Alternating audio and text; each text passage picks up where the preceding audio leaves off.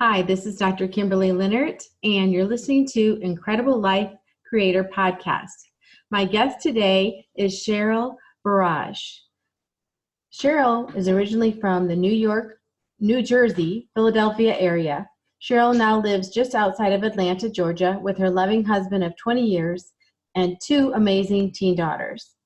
Sheril has been a health and wellness entrepreneur for over 10 years, and as a result of her own health crisis and journey to wellness, she is devoted to helping women to be healthier and is also passionate about teaching and training women how to craft a unique lifestyle vision for themselves and to build a virtual business that will give them the options they need to make that vision a reality.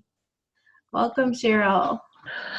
Thank you so much, Dr. Linert. It's really a pleasure to be here and sharing with you today. Appreciate it. Yeah, so why don't we start out by, if you would just kind of tell us a little bit about where you grew up, your family, and how you got to this point in your life 20 years later with the love of your life and your two daughters. Oh my goodness. Wow, the short version. Well, I grew up in southern New Jersey. Usually when you say New Jersey, people tend to think New York, the northern part. So I've really always been a southerner. And we moved to Georgia about 13 years ago.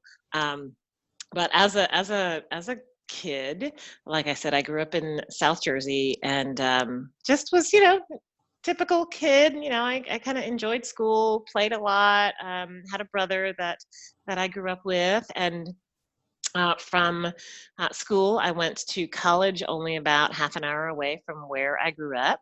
And then once I left college, I moved to the Philadelphia suburbs, which was where I met my husband. I actually met my husband at church.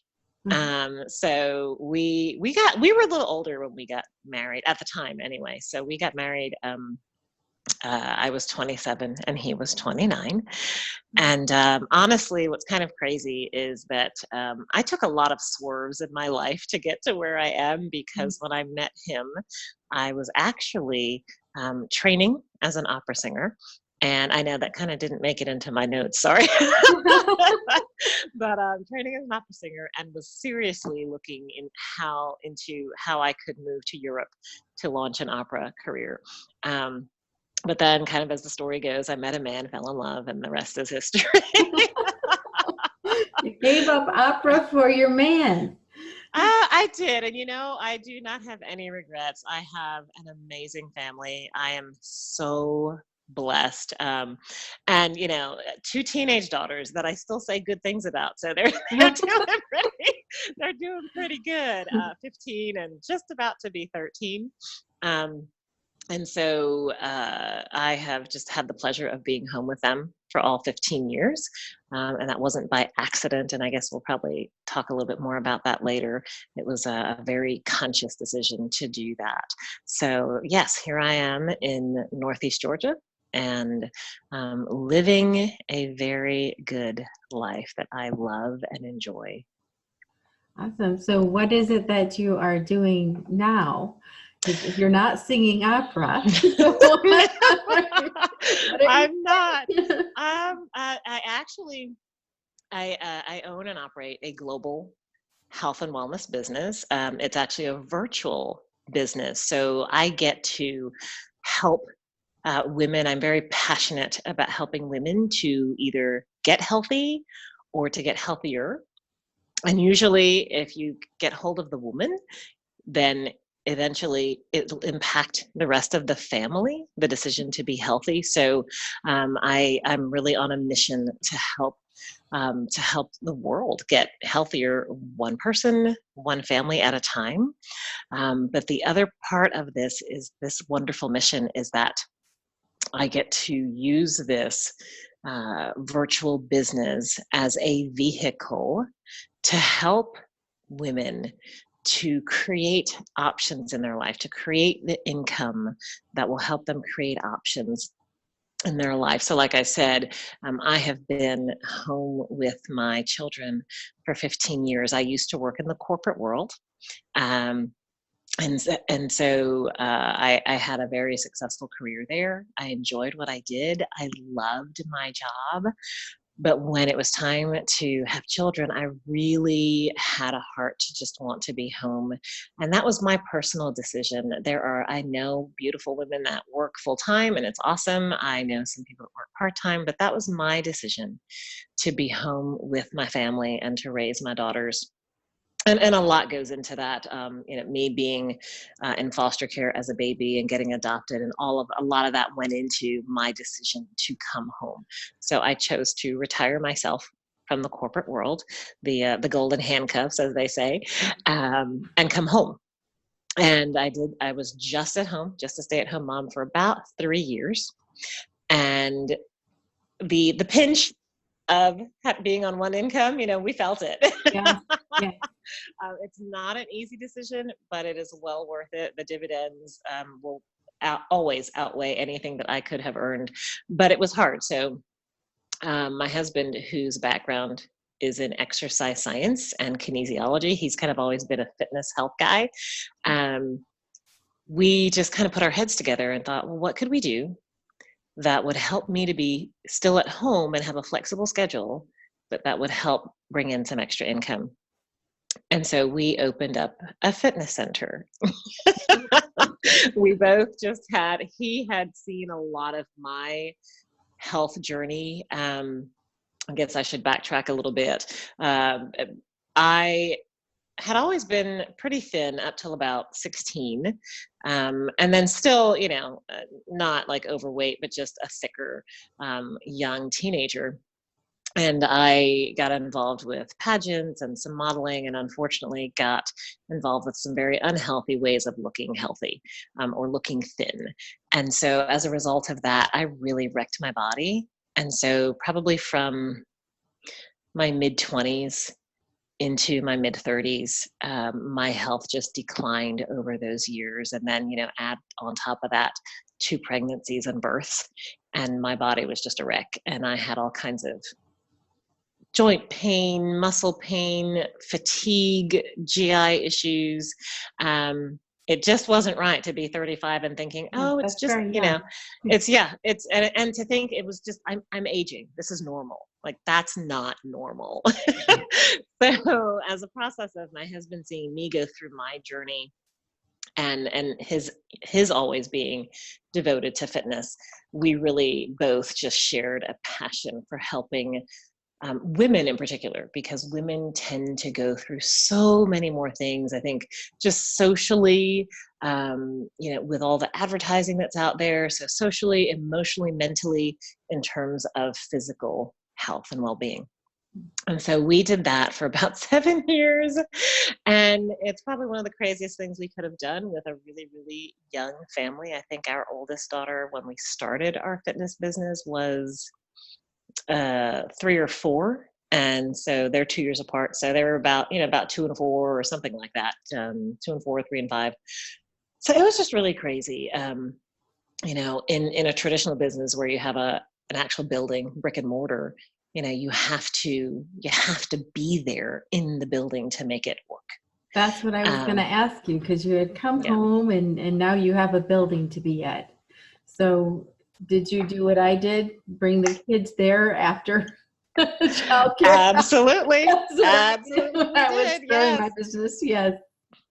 Yes. So we had, the office. So my kids would be with me in the office, which, probably wasn't much bigger than my office that I'm in right now. Yeah. So because especially with a fitness business, like, they couldn't just run around the gym, they could hurt themselves. Mm-hmm. So there was a lot of oh, honey, don't touch that. Oh, honey, that's dangerous, and we finally stepped back and looked at that and thought, wait a minute, that's not the way I want my children to live. I want them to have just a really fun, free, little life and upbringing. And that was why I left corporate. And I realized that all the trappings of corporate were kind of happening in our own business. Yes. And so we really had to put those brakes on. I'm sure you can relate. So we put the brakes on. And, but then my heart just 8 because we built a beautiful, wonderful community with our women that we just loved on, and they loved on us, and they loved on our kids too. It was great, and I'm still in contact with a lot of them, even though I think it was 2013 that we officially closed our fitness business. So at the time I thought, well, how can I keep helping people, but not, kind of sacrifice my children's lives, so to speak, and still create something that's bigger than me and earn an income? Like, that's a lot, that's like a big apple to take a bite out of. And so what happened for me is we had in our fitness center, Charles had researched, and we had a line of supplements and nutrition that we used and just kept on hand for our members. And they are part of the social marketing industry. And so I, was not looking to get involved with that company as a business.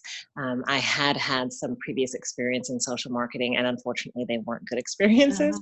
So I kind of just signed off on that for good, never doing that ever again. And so when it really came down to it, though, I literally, Dr. Linert, I was praying about where to go from our fitness business, because I didn't want to just leave this vacuum out there. I'm sure that women would have found another resource, but I loved doing this too. And so I really felt like God kind of tapped me on the shoulder and said, hey, that line of supplements that you have, there's a business attached to that. You really need to take a closer look. And so I did, and realized that, I did have some fears that were real based on past experiences. I also had some preconceived notions that were not real. And I also had some, honestly, just some pride. I have a couple of degrees. We built a real business, so to speak.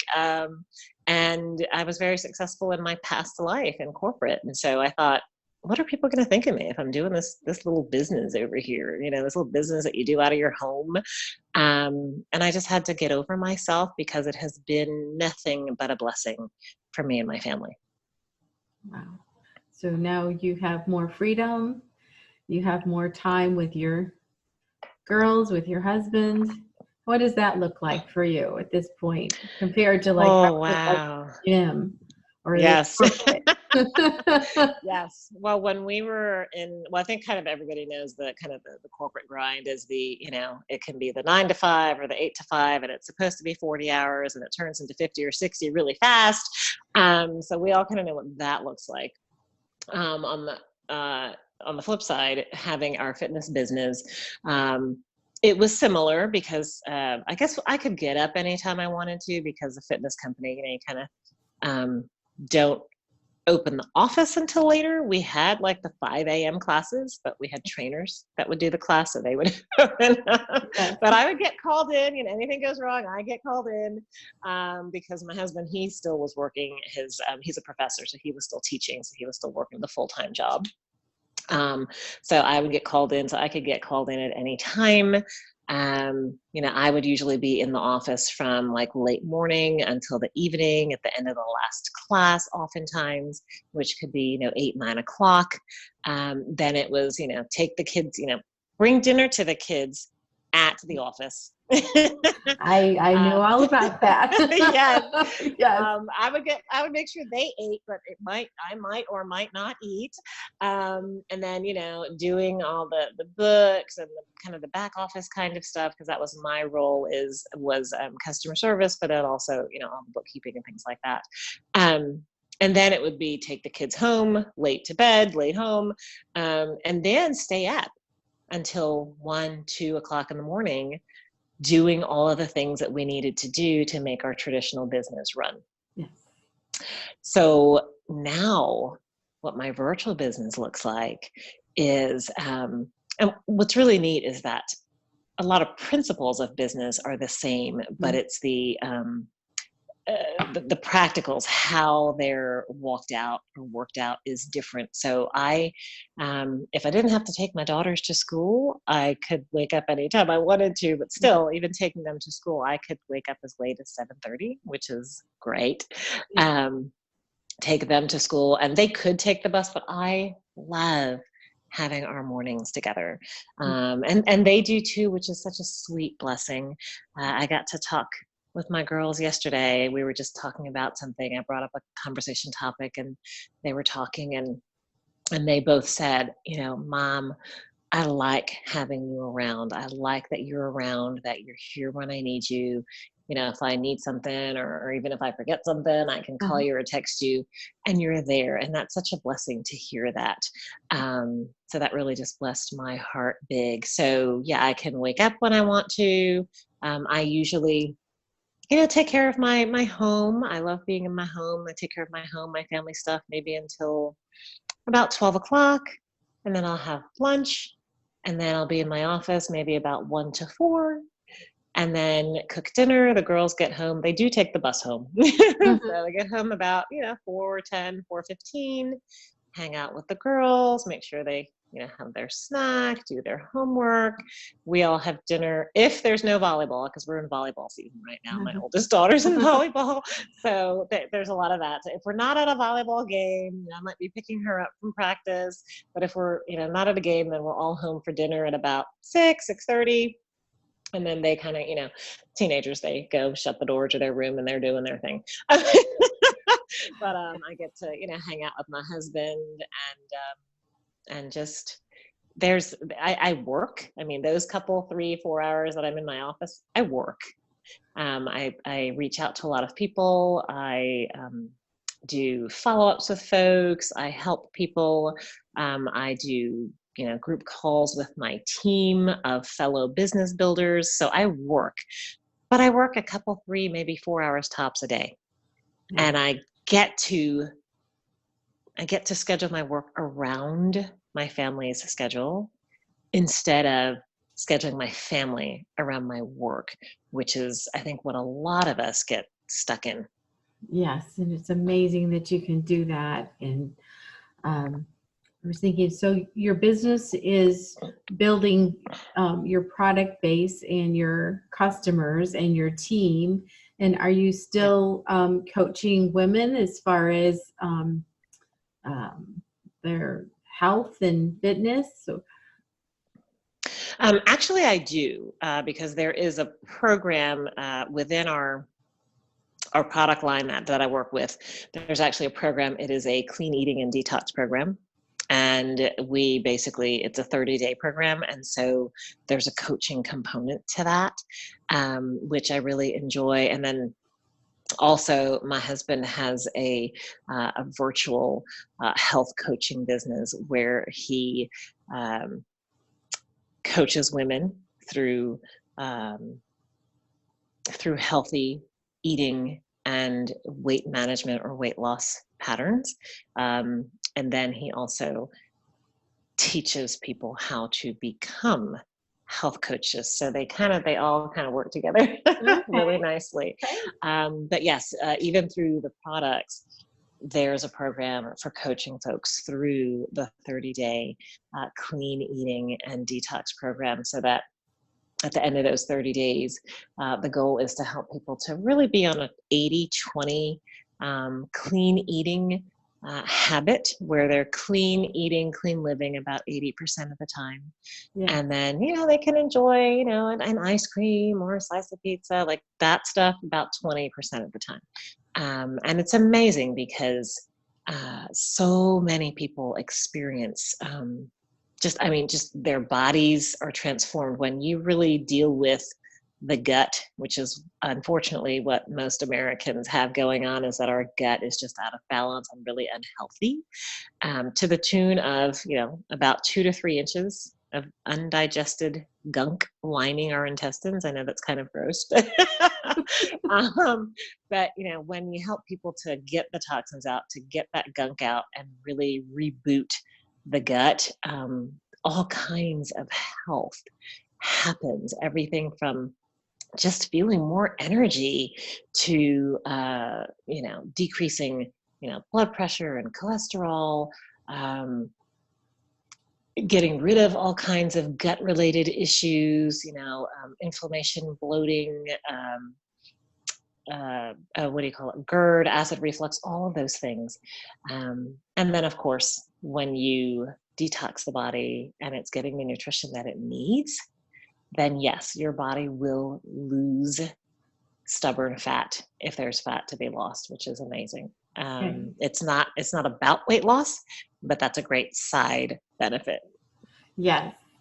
And, you said detox, and so many people, when you say detox, some people are like, oh, I've been detoxing for years. And there's other people that's like, oh, I don't want to do that. Tell me what's important about detoxing, and maybe we can convert some people. Why would it be a good idea to detox your body? That's a great question, Dr. Linert. Well, the reason why detoxing is important is because we take in so many toxins through our food, through the air, through even our skin. Actually, in Europe, over 1,400 chemicals and toxins have been banned from all types of production, food and different products. But unfortunately, in the United States, only about 14 chemicals have been banned. And so, big difference. A huge difference. And the franchise that I work with, we actually have always gone according to the European standards, even though we are a US-based company. But now we've even exceeded them. We have a list of over 2,000 chemicals and ingredients that we do not use. So a lot of people don't know that. They don't even know that. So just to be able to share that education with people is so life impacting and powerful. And then once they're aware of that, then I'm able to share with them how fast those chemicals can get in our system, through our skin, all the skin things that we put on our skin, it can get in our blood and our organs in less than 30 seconds. And that's where a lot of toxins actually live, is in the things that we put on our skin, hair care, shower care, makeup, skin care. And so that's a big part of what most diets do not address, is pulling the toxins out of the body. And the reason why it's important is because our body is just wonderfully created, and it absolutely knows what to do. And when toxins are seen in the body, by the body, it's going to do what it needs to do to protect them. And it actually will wrap a toxic cell, it will wrap it in fat so that the toxin doesn't get to our major organs. And so that's one of the reasons why, if someone has a lot of fat in the midsection, it is considered life-threatening, possibly life-threatening, because within that fat, within those fat cells, are toxins that are stored up. And so when we do typical dieting and we lose weight, we start losing fat, shrinking those fat cells, toxins actually start popping out. And so that's actually dangerous. It's not healthy. So what we do in this clean eating detox program, which is a very mild program, it's not about drinking yucky stuff. It's not about being chained to the bathroom. Oh, that's good to know. It's really good to know. A lot of people ask me that. I'm like, no, you do not have to chain yourself to the bathroom. It's a very mild way of detoxing the body. And when you pull out those toxins, then your organs are going to be healthier. Your body's not going to create as much fat because it's not in danger of the toxins that are possibly surrounding those visceral organs in the body. So that's a huge part of what most eating plans or typical diets do not address. That is true. I don't hear of that very often at all, people talking about that. I do hear about the detoxing, but I also know that to do that safely, you want to make sure that the body has enough nutrition and is actually ready to detox because of those things, like you said, that will just release into the system. You're absolutely right. Nutrition is very important, and that's actually where we start with my detoxers. Is the first 2 weeks. It's about helping them to remove and replace. So they remove the things that are known to be highly inflammatory and acidic to the body, Mm. because all disease thrives in an inflammatory or acidic environment. So we remove those things. I coach them what to replace them with, and they're getting high quality nutrition they have a kit that they purchase, so there's high quality nutrition that they're getting. So it's not about starving them. It's not about only eating certain, like, just specific little things that are in these little packages. Yes. We teach folks to eat whole foods, so they get like healthy nutrition through a vegan protein shake, and then they also are coached in how to cook or fix a lean, green, whole food meal. And so I tell people it's not about, starving yourself. That's actually also very dangerous for the body. Yes. So it sounds like you're making it very doable for people.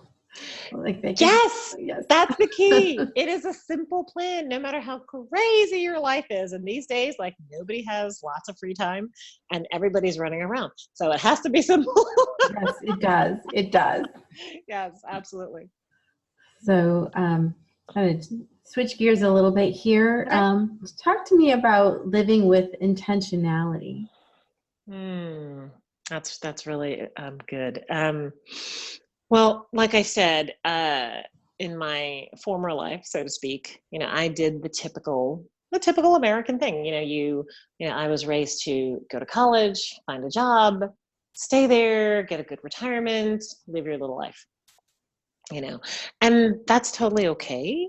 But there are things that I want to do. I've kind of always had this desire to, I guess, create a life that was, I guess, a little different. Like, I've always wanted to just pursue different passions and different desires, and that doesn't always work with being stuck in an office for 40, 50, 60 hours a week. And so for instance, being intentional, like, I knew that I wanted to stay home and raise my children, and so I had to make a conscious decision to do that, and to be willing to go through the hard times, of living on one income, trying to figure out how to do that, becoming that couponing mom to stretch the dollars.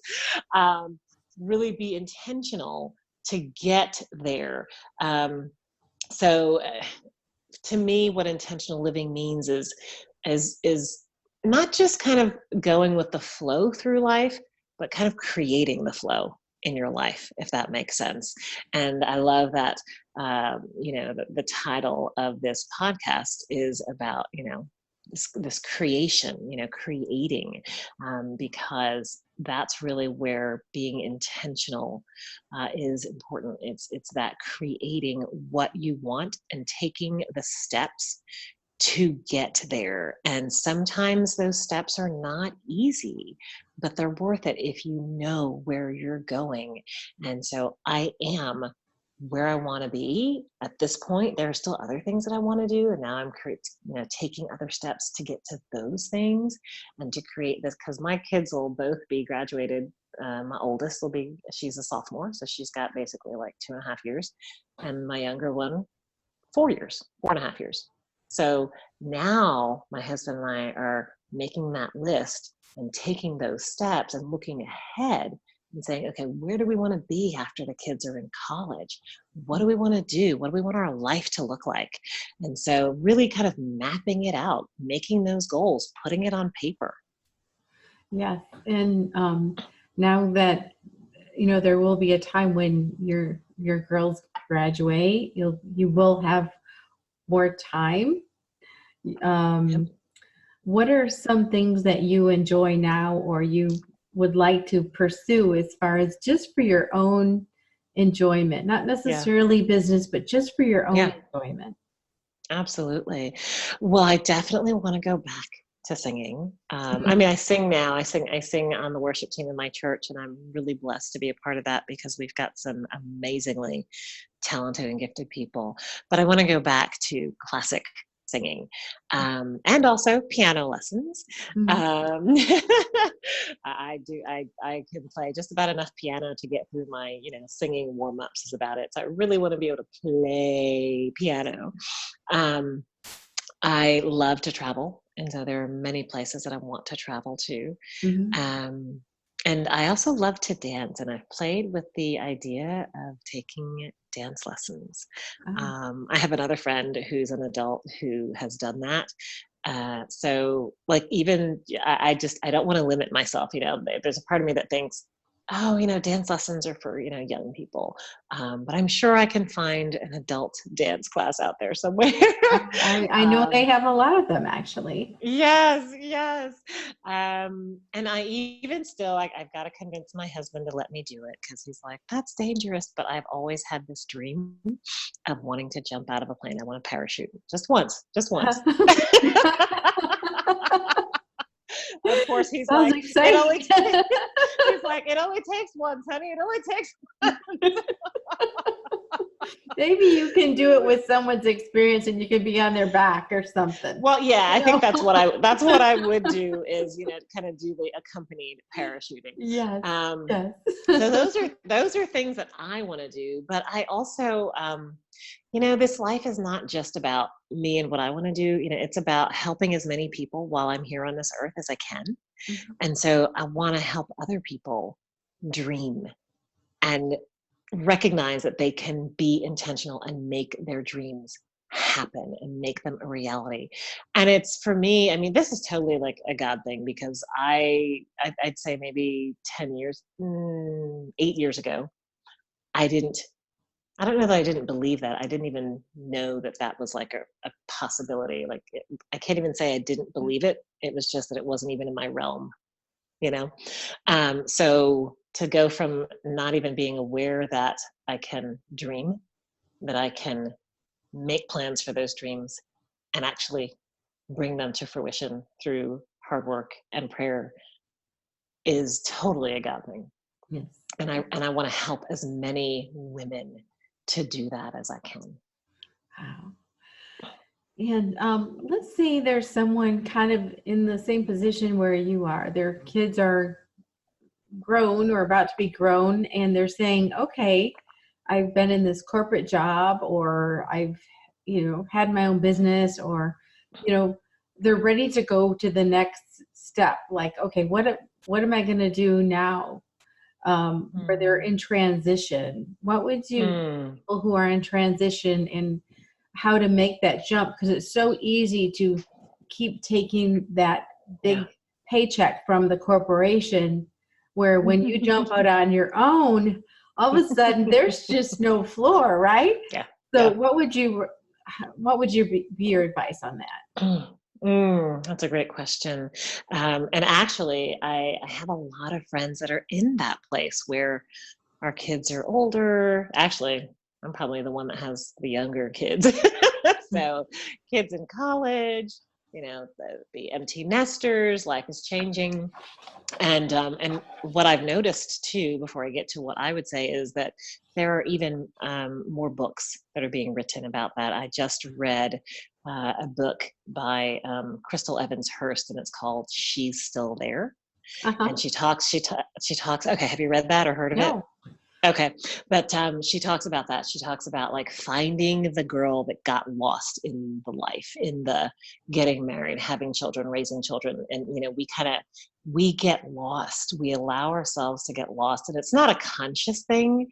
It just kind of happens. So taking that time when you realize that okay, they're not babies anymore. They don't need me as much, and starting to take some of that time to find ourselves again. And it is a worthy pursuit. And so some of the, I guess, advice that I would give to women in that situation is to just sit down and take the time and maybe even journal. What is it that you want? Yes, stop and think about, where do I want to be? What do I like? What do I enjoy? What brings joy to my life? John Maxwell, he's an amazing writer as well, and he talks about how good thinking, quality thinking. And so we need to sit down and think, because there's usually so much going on in our lives, we can't even hear our own thoughts. Yes. So just even if you start with 5 minutes a day, just sit and think, shut your eyes if you need to, and just think, if time and money were not an issue, like what would you do with your life? And it's that thing that most likely may be the thing that you want to pursue. In what I do, I love that what I do, like I said, it's virtual, it's flexible. And so if there's a woman who wants to make the shift from corporate, she's able to do it while she's still at corporate, while she still has a full-time paycheck. And I really think that is a wise way to start business. Mm-hmm. And then when she builds her, business, which of course starts out as a plan B, and she builds it to the point where now she has an option. She has options. Do I want to make this the plan A and my day job the plan B, or do I just want to totally remove myself from my day job? So that second thing I would recommend is, of course we would talk to see if what I do is even a good fit for her. But if she decided it's a good fit, I never encourage anyone to just walk out of a job and start this business. To be able to start a business with a little bit of confidence and security is totally a good thing. So I would definitely recommend that. This is very flexible, and since it is virtual, and I do a lot of my communicating through, texting and messaging, that it can absolutely be done. Most people in my business start alongside of their full-time job. And most people actually, enjoy what they do as a full-time job. And so they keep this as a plan B to pay cash for the kids going to college so that the kids can come out of college with no debt. Like that's a huge thing these days, Mm-hmm. because most college students are coming out with so much debt. And unfortunately, the biggest employers of college students are Target and Starbucks. That's crazy. Because I'm pretty sure nobody went to college to go to work for Starbucks and Target. Right. That was not the plan. I didn't know that. Yeah. So, yes. So I think those would be the two things that I would say, is to take some time to do some quality thinking and write it down, and then gradually take the steps to get there. Yeah. And if you are a person of faith, a lot of prayer. Prayer works. That's for Mm-hmm. sure. So, so you've been married for 20 years, and as you're thinking about your future, you're making these plans with your husband. I hear, unfortunately, of people who they finally get through raising the kids, and they're like, okay, we're done, and the parents separated because they're done with their job. But that does happen a lot. You have been in a relationship working together at some points, you have your own businesses or whatever. But you made it 20 years, and you're planning to stay together. Yes. What would you say are the top 3, 4, 5 things that are critical for a relationship to stick and for it to last? That's good. I just want to say first that I cannot say enough good things about my husband. His name's Charles, by the way. He's pretty easy to live with. So, but yeah, literally our anniversary just passed August 14th. So, 20 years, and I, I'll be honest, they're not perfect years. I think some of the things that I would add, just advice, or I can just say how we've done it and what's been important to us. One, we do share the same faith, and I think that's important because we both have the same center, which for us is Christ. And so when you know that no matter what happens, you're both ultimately coming from the same center, the same thing that grounds you both, that's really important, because you can both agree to come there together. So that's really important for us. Something else that's really important for us is that we're both really loyal and very committed. And so I think every marriage has those opportunities because of just challenges that you're going to face. We're human. We're going to face challenges where there are always opportunities to walk away. But when you are committed, when you make the choice to commit yourself, then that's not an option. Even moving to Georgia, we were like, okay, what, Georgia? Like what? Like, both of us, were raised in the Northeast and have no family, no nothing in Georgia. And so moving here, we prayed about it and knew that we were supposed to be here. So that commitment, that knowing, made it so that no matter what challenges we faced when we moved here, we weren't going to pick up and leave.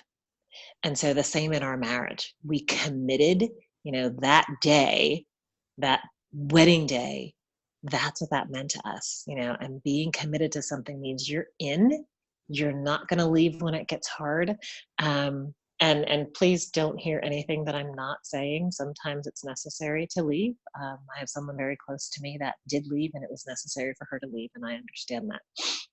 But, all things being normal, being committed is really important. And that's not a decision of the heart as much as it is a decision of the mind. Mm-hmm. There are days when you're more in love than others, so if I follow my heart, I'll be in and out and swept to and fro. And so it's a decision of the mind to stay committed. Making plans for after the children are gone. And I think that's something that I'm just grateful, I think, for I'm grateful to God, because I don't know that I was conscious of it. I think just one morning as I was praying, I realized, I call it my 5-year alarm, the alarm went off. And I was like, oh, okay, yeah, in 5 years, the kids are going to be gone. Honey, in 5 years, the kids are going to be gone. Okay. It was like, bam, like, okay, this is the next segment of your life coming down the road, and you got 5 years to plan for it. So just being aware, whether it's conscious awareness or whether just God knocks you upside the head one morning. And just being aware. And I think, and it is so sad that so many marriages, wow, and I might have to choke back tears here. So many marriages do end after the kids are grown. And I think that's because raising children, it's very easy to turn your family into a very child-centric family. Mm-hmm. And so I guess that would be something else that has really worked for us, is that we have always tried to make our marriage a priority, because anybody out there who's a parent, and I'm sure y'all will be saying amen when you hear this, your children will suck every ounce of life out of you if you let them. And so it's very important to, sometimes even if you have to put it on the calendar, to schedule time with your spouse, with your mate, so that you can invest in that marriage that children will suck everything out of. So I think that's been very key for us, is that along the way we have done that so that we have not lost track of each other as husband and wife. And we have told our children, many, many, many times, they're like, why are you going on a date? Why are you going to leave? They do the thing that kids do. And we're like, hey, if we're good, then you're good. And you have to remember that, like both of our daughters, when they were 6 weeks old, we handed them over to a babysitter and we went on a date. Good for you. Because that's just really.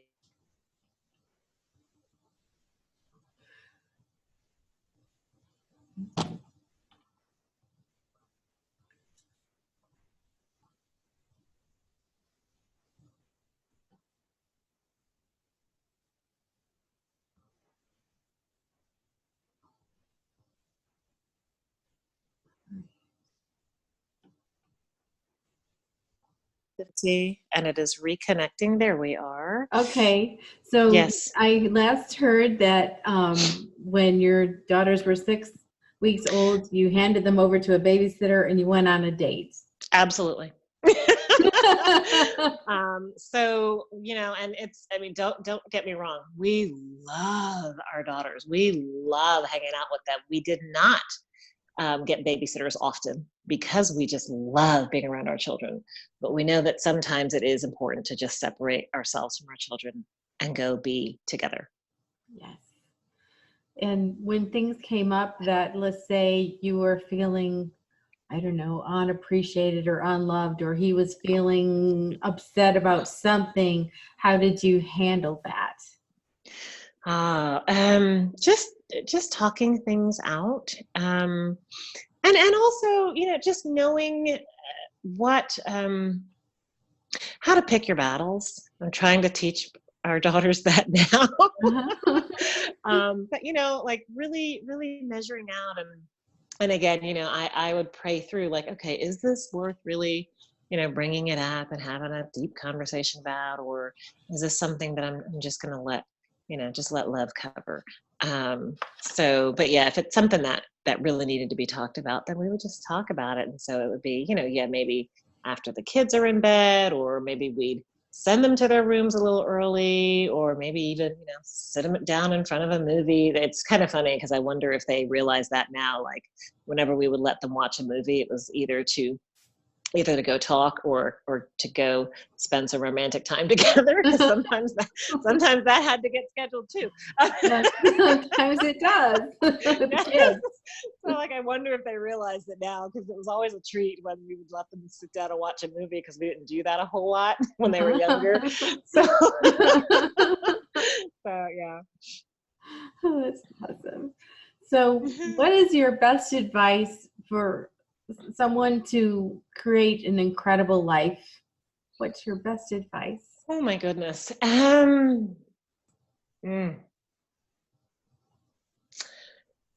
To not let anyone get in your way. What I have found in my life is that when you take the time and you do that quality thinking, and you realize that you do have a vision for what you want your life to be, there is always someone or something that is working against it. And not always intentionally. I think a lot of times really unintentionally, but as I tell my daughters, I didn't mean to hurt you is not an excuse, because no one ever really means to just come out and be ugly and mean, but it happens. Yes. And so for whatever reasons, and sometimes people think that they're being helpful or they don't want to see you hurt. So I think that's probably one of the best pieces of advice that I can give, is to not let anyone get in your way. Hear them, as long as it's not ugly, hear them. Affirm where they're coming from in their heart. Hey, I understand that you want to protect me, you love me, but I'm doing this. Wow, that is great advice. And I just want to thank you for being on my podcast today. And now, if people want to get a hold of you, I know you have a website. I do. And it's kind of funny because it's just my name, SherilBurrage.com, and I'll spell that out in a second. But the subtitle is Business and Lifestyle. Oh my gosh, I just totally forgot. business and lifestyle straight talk for busy moms, which is exactly who I am. I'm a busy mom who's a businesswoman, and I also created this life and this lifestyle for myself. And I just like to talk straight with people and love on them. And what you can get from it, you can, and what you don't, it's okay. And so it's kind of like a business website, but also just little personal tips as well. And so it's SherilBurrage.com, SherilBurrage.com. Why don't you spell that one more time? Because your first name is spelled different. It is. I know. I'm like, maybe I should change that website one day. But for now, it is my name, Sheril, SherilBurrage.com. Thank you. So I just want to thank you so much for all that you're doing for women, to empower them for health, for their lives, for their families. Families are so important. So just Thank you so much for everything. Well, thank you again, Dr. Linert, just allowing me to come and spend some time with you and share my story. And I hope that maybe I have been able to impact just one person with my story. Oh, I'm sure you are impacting many. Thank you so much, Sheril. Thanks. Have a great day. You too.